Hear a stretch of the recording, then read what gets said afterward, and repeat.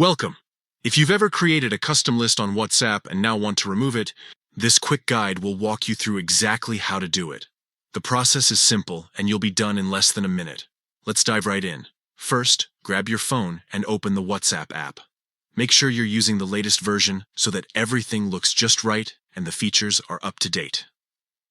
Once you're on the main screen, tap on the Chats tab. This is where you normally see all your recent conversations. Now, here's a quick tip. Swipe down from the top of your chat list. This action reveals your saved or custom lists that you've created earlier, like contacts you've grouped together for messages or updates. Next, find the list you want to delete. Take a moment to double-check that it's the right one, especially if you've made multiple lists. Once you're sure, long press on that list. You'll see a few new options appear on your screen right after that. From the menu that pops up, select Delete.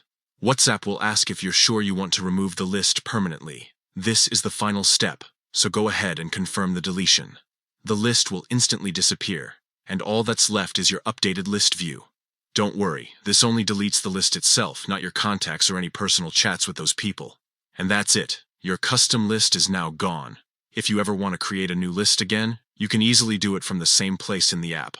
If you found this helpful, take a second to like the video and share it with someone who might also need to clean up their WhatsApp lists. For more updated WhatsApp tips and quick how-to guides, make sure to stick around. I've got plenty more coming your way. Thanks for watching.